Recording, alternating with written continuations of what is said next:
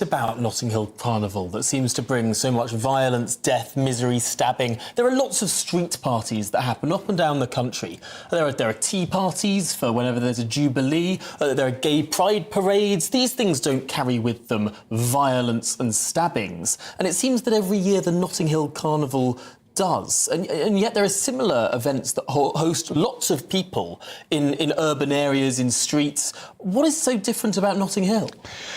Well, there's an issue in that it's the kind of event that does attract lots of people who are in street gangs, unfortunately. Those that are involved in drugs and gang feuds go to this event. It's still an event that is enjoyed by many, many people that want to experience and celebrate Caribbean culture.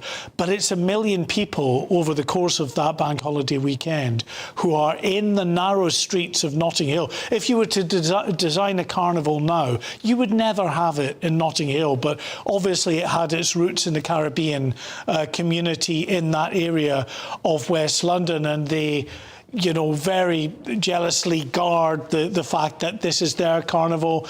It's been suggested to the carnival organisers many times over the years that, look, why don't you, start in Notting Hill, but do a route that takes you down to Hyde Park, and then it can be a big open-air party and event and concert in the Hyde Park area.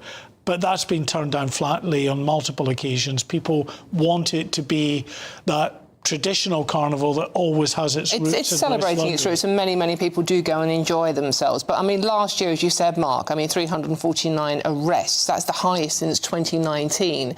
And many female police officers, we was talking to some last year, they don't mind working the family day, but they say on the main day, on the bank holiday Monday itself, and especially as darkness falls, they are frightened to work there. This is true. I mean, I speak to many, many police officers. I've never spoken to a single police officer over the year who describes Carnival as anything other than a dreaded event.